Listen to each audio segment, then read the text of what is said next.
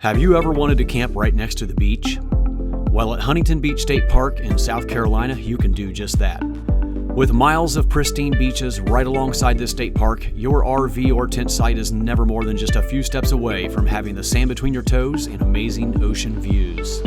Huntington Beach State Park, which is just 13 miles south of the popular Myrtle Beach area, is right on the coast of South Carolina and in our opinion is the best of the 4 state park campgrounds we have visited in South Carolina, with either near the beach access or right on the beach.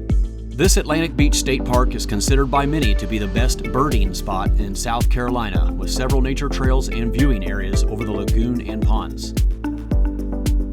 Nature lovers will also enjoy the park's wide variety of programming, including a chance to see loggerhead turtles and other endangered plant and animal species up close. And the park's freshwater lake is a surefire place to see alligators in their natural habitat. The campground is divided into 2 sections, a north and south section. The north is the original section with only water and electric hookups and several full-service sites. The south section is all full hookup sites, but laid out in more of a straight line with not much privacy and many with much smaller sites.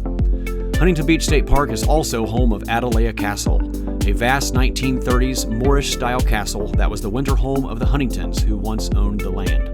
I would be remiss if I didn't mention the Murrels Inlet marsh walk just minutes from the state park, which is a half-mile-long wooden boardwalk through a historic fishing village and known as the seafood capital of South Carolina, where you can enjoy waterfront dining, live music, water sports, charter fishing, sightseeing tours, kayaking, and shopping. In this video, I will only be showcasing the North Campground section, so come along and join me on this campground walkthrough as I share with you some of our favorite oceanside campsites at Huntington Beach State Park Campground. On this North Campground section walkthrough, I will only be filming sites on the outer loop, which includes sites 1 through 35, 103 through 133, and 56 through 73. Straight ahead where those people are at the trash collection area is the entrance to the main campground. This is site 1, which we really like. And we are on site 3.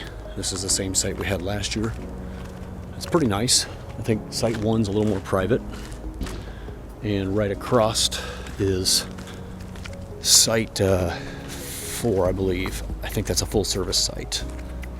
Just a few hundred feet from where we're at site 3 is the entrance, one of the entrances to the beach. And this is not too bad of a site right here. The only problem with this one is that your fire ring and picnic table are right here where people are going to be walking by you on the way to the beach. And this is site 7. Now, right across from this path where you enter the beach is site 9. This one's not listed on the reservation part of the website here at Huntington because it is a handicap site. But we really like this one. If you're able to get 9, you know, your picnic table and fire ring are going to be on the opposite side of your camper, blocking the traffic that goes to the entrance to the beach. So this one's really nice, and it's got some nice shade trees in the site. I think this is my wife and I's favorite site in the whole campground. Number 8, directly across from the beach access and where friends and family could park. Some public parking right there. Number 8 is a beauty. Love the shade trees. It just has water and electric, but it is so private. It has a little bit of distance away from the next site, and the shade trees just make this site amazing. All right, let's walk around and I'll show you the rest of my favorite sites in this campground. This is site 13, very private. It's not very big, but you have no one on either side of you. There's a natural barrier on either side. Very nice. All these sites along the cul-de-sac are very private with a natural barrier between the campers.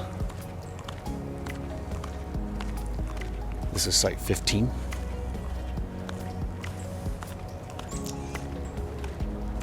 Don't really like number 17. It's all right. This is site number 21. Pretty nice. This is looking back the way we just came. Site 1 through 21 right here on the left. There's really not very many bad sites at this campground. Many of them are beautiful. The problem is, if you want to be close to the beach, you know, all these sites that we're getting ready to go look at back in the woods, yeah, they're really nice, but they're far away from the beach. So I guess it just depends on what you're looking for. Very nice site, number 27. Definitely have more privacy on the cul-de-sac side, you know, the outer edge of the loop. However, the ones on the other side have a lot more room and space if you have kids that want to have room to play behind your camping area. Man, this is pretty nice. Lots of big shade trees back there. Site 28. Oh my, this might be one of my new favorite sites, number 33. Tucked back in there, very private, with beach access right beside it. So you're going to get a little bit of foot traffic coming in and out of here with their bikes and their dogs, but they're a good ways from it, probably 75 feet. Lots of shade tucked back in there. Beautiful.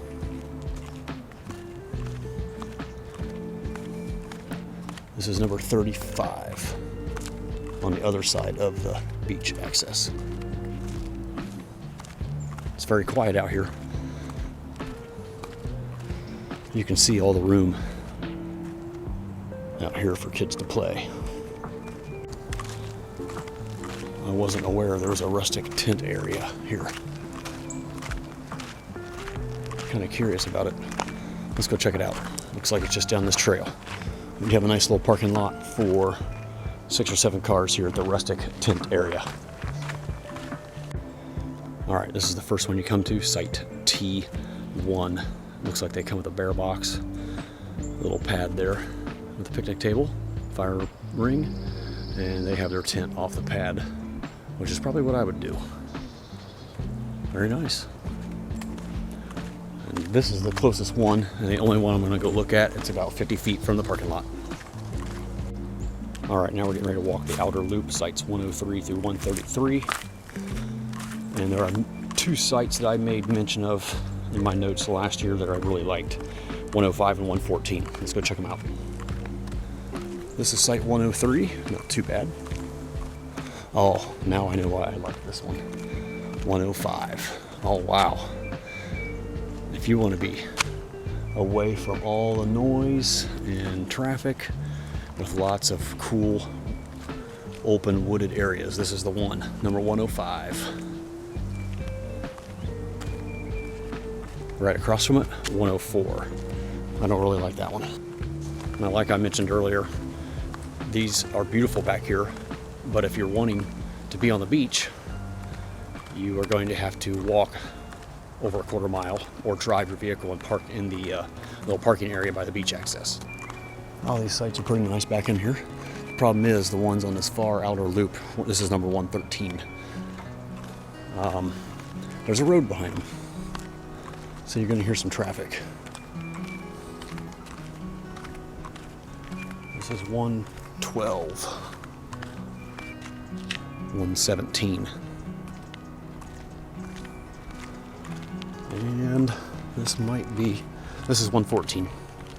Not too bad. You have a little more privacy here at 114. I kind of like that.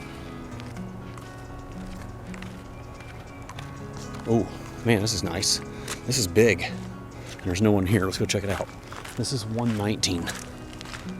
Man.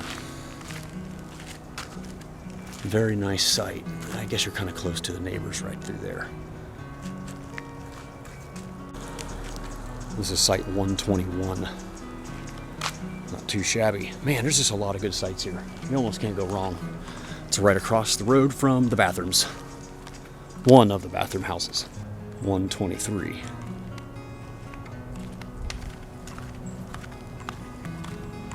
$116. This is one I made note of last year that we really liked, but I don't think it's anything special. Just an average site.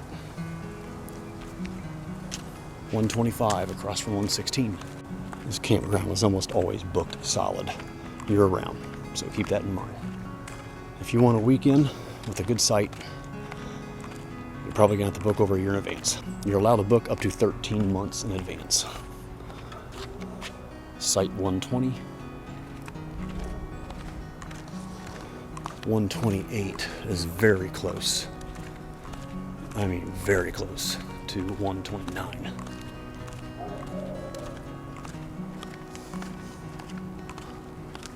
$122's got a lot of tents on it right now. This is kind of nice, very private.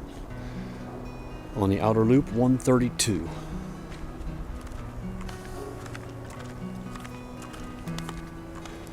Now we're coming out of the woods area, back out into the open. I'm actually heading right towards my camper currently. 133.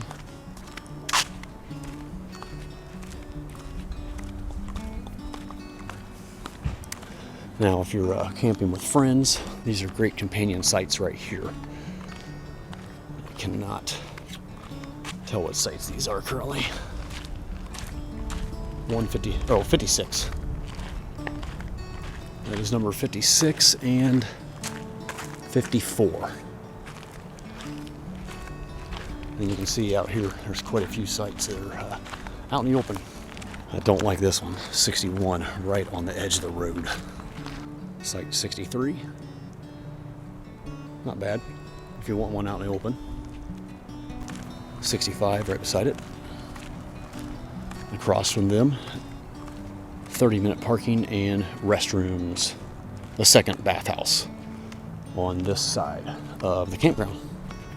When I say this side, it's because way on the other side of the main parking area and the check-in registration area, or the office, there is a full-service campground. 67. This must be a handicap site. 64. 69. Coming around the outside here, almost finished with the loop. Some nice shade in here. Site 71.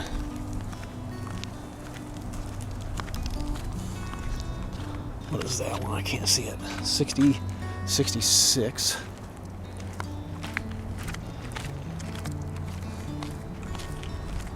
$68, the empty one there.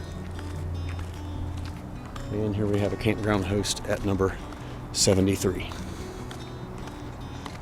And we're back at the end of walking around the outside loop. There's the trash receptacles and site number 1 right there. And the final two as I work my way back to my camper, site 70. And right across from me is number 2. And it looks like it's full hookups, yes. See their sewage line. And here we are back at number 3 with the Rockwood Mini Lite. This campground also has an impressive visitor center for checking in with a well-stocked camp store for anything you might need on your trip. The parking area for check-in has plenty of room for easy in and out access for your rig no matter how big or small, as well as a large public beach access parking area that can accommodate many visitors and includes a nice playground area for children. Several hiking and biking trails within the state park are a great way to see the local wildlife and enjoy the natural beauty the state park has to offer.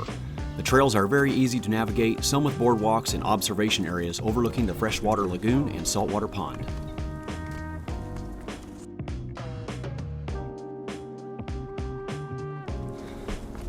So we're going to go back in the woods and find the trail that takes us over there on the other side of the pond. So right in that tree line, there's another trail that goes across between two ponds. So this is the trail that leads back to the main office. If you take a right after leaving the first little boardwalk, this should lead to the trail that goes between the center of those two ponds up ahead here.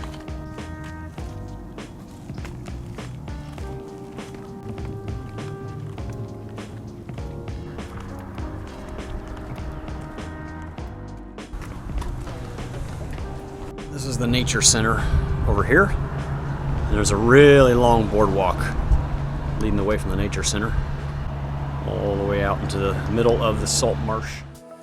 Well, folks, that is going to wrap up my walkthrough at Huntington Beach State Park here in South Carolina. I hope you found it useful and informative. Let me know down in the comments what your favorite beachside campground is, because we are always seeking out new destinations to explore. Thanks so much for watching, and until next time, I'm Jason Wish, wishing you a great time on your next adventure.